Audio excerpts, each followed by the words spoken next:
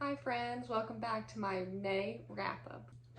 Alrighty, before we get started, I just wanted to quickly give a shout out to all my friends and family out there watching. Thank you so much for your support. You guys definitely inspire me to keep going with these videos, so I appreciate each and every one of you. As always, let's get started with our stats. So we got 5 books, we got a poetry, we got a dark romance, we got 2 science fiction, and 1 graphic novel. That is 1,588 pages. 5 of the authors I have read from before. 3 of them were physically read and 2 of them were listened through audiobook. All of them are a part of a series. The first ones we're going to start off with this month is our 2 science fiction. This is number 5 and number 6 in the All Systems Read by Martha Wells series. As I always say, long story short, AI robot, we're following his journey. The 5th book in the series is called Network Effect, and I gave this one 3 stars. I did enjoy this, but I did feel like it was a little bit too long. It didn't follow just one plot point. It kind of had 2 different plot points that, we just kind of went from one thing to the next thing, to the next thing, to the next thing. And it just felt like maybe there was some scenes and plot points that were just a bit filler and didn't really feel necessary. But I mean, overall it was still good. Obviously I'm continued in the series. This one also follows, so the AI ship that we came across in the 2nd book, Artificial Condition, this friend AI robot ship that our main character comes in contact with, he also comes in contact with that ship again in this one, so that was always a fun plot line to follow, but I did feel like it was a little bit too long. Can't really say anything else because I don't want to give spoilers away, but 3 stars, and obviously I continued in the series, so overall good. The next book in the Martha Wells series that I read was Fugitive Telemetry, and this one was bad. It wasn't a bad story, it wasn't bad writing, it just didn't make any sense to the series. It didn't. So everything that happened in this and the way this ended, this doesn't address any of that. This is super short. This was a side quest. So the characters, they had a murder mystery. So our main AI robot is on the preservation station and some random person gets killed, and our robot is going around helping to figure out who killed him and this murder mystery. But it didn't have any relation to any of the other story. So I don't know why they put this here. Like, this one was way too long, so it felt like they should have split this into 2 different novellas, and then that would have given you the 7-book series if that's what they were doing, but this just didn't make any sense. So yes, I still gave it 3 stars. It was still an interesting and fun story to follow of him trying to figure out who killed this person, but it just didn't relate to the series at all. So maybe this could have been put more in the beginning of the series if they wanted to do a side quest, but it just didn't make sense for where we're at in the plot line as a whole. So I don't know. Maybe this, if you're considering doing reading this series and you're worried about reading all 7, this is definitely one you can skip. But I don't know. 3 stars though. I mean, it was still entertaining, so I guess there's that, and it's short. The next book I read in May was Hunting Adeline by H.D. Carlton. This one is the 2nd in the duology.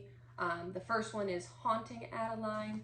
This is, long story short, this is about a guy who has an obsession with a girl and becomes a stalker and essentially does some questionable things until she falls in love with him. This is a dark romance. There's a lot of spice in it, and I talked about this in my previous month's wrap-up, so if you want to hear more about it, go to that one. Alrighty, Hunting Adeline. Where to even start with this book? Maybe my rating. I gave it 3 stars, but thinking back at it now, I don't think it deserves a 3-star. I think it deserves maybe lower, but I'm gonna stick with my 3-star. Without giving any spoilers, at the end of the first book, something happens to one of the main characters, and this starts out right at the end of where this ends up. So this was very different than the first one. The first one, you know, stalker, love story, plotline. This one feels like it could be an entirely different series. Like, these don't feel like they relate enough. So if you read this first one and you're not sure about picking up the second one, to be honest, I wouldn't. Like, look up some spoilers so you kind of know what happens, but I don't think this was worth the read. And I know the author said that she was worried about writing the second one because there were so many high expectations for this series. But anyways, after what happened to one of the main characters at the end of the first one, the entire first half of this book is the girl main character dealing with what happened to her. And it was hard to read. It was a lot. I had to put it down at points. Like, this was not the same vibe as this. And, you know, half the book is not that big of a deal, but this book is 650 pages long. So that means 300 pages of dealing with what happened at the end of the first book. And then the second half, you're like, okay, once she gets done with dealing with that, that means she's gonna go on this rampage and she's gonna, you know, get revenge and get, you know, those people are gonna get what's coming to her. It was like so quick. The revenge was so quick. It didn't feel as much as I needed it to be. I don't want to do spoilers in this, so I won't, but this was definitely not worth the read after this. I'm glad I read it, and I'm glad I'm done with the series, but I definitely think the second book let me down a bit. It wasn't on the same level as the first book, and I wish that it turned out a bit better. Or maybe, you know, her dealing with that for the first 25%, maybe I could have dealt with it and it would have been better, but that first portion was too long. It's 3 stars. Glad to move on. Next up, we got Homebody by Rupi Kaur. This is the 3rd book in the series Milk and Honey, and then the second one, The Sun and Her Flowers.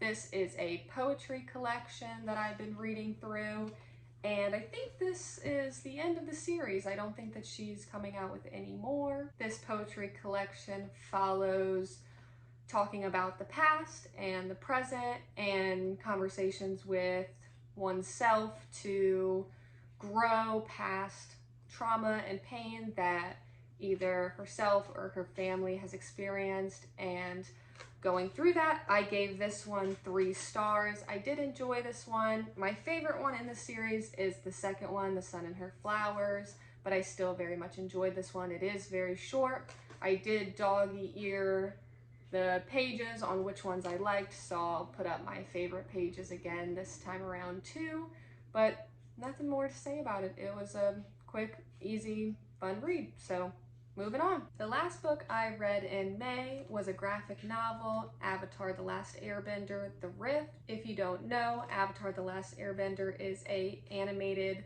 cartoon TV show that Nickelodeon produced a long time ago, but when the TV series ended, they started making graphic novels right after the last episode. They started, it picks up right where that left off, and it follows our group of ragtag team doing more stuff like the normal episodes. So each book, so there's a lot of books, here they are. I'm not going to go through all of them, there's too many, and there's a lot more after this one.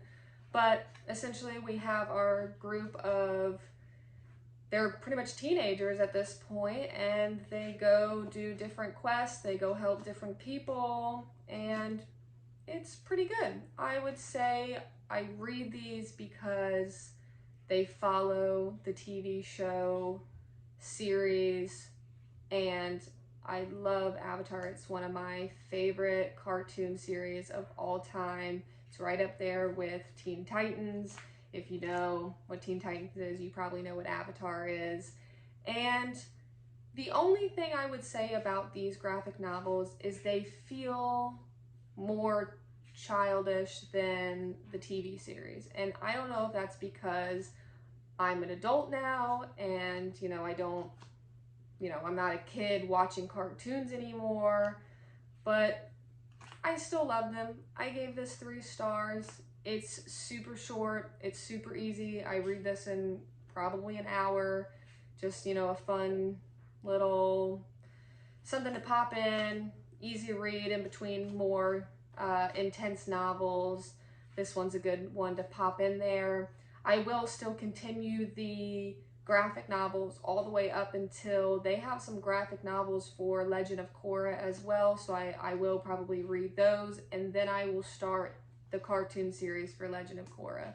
I did watch some of it, Legend of Korra's TV, but I think I stopped because I was right after finishing Avatar TV series, and I just, you know, you want your main team of characters back. So that's what these, I feel like, really do. For those diehard Avatar lovers out there, I would definitely recommend picking these up. They're very fun to keep going in the series and get a taste of your favorite characters before, you know, it's all over. So 3 stars, I'm glad I read it, and there we are, finished with our May wrap up. So all of the books this month were 3 stars, and that's pretty good. So nothing too bad, nothing absolutely amazing, so maybe we can have some better luck in the next coming months.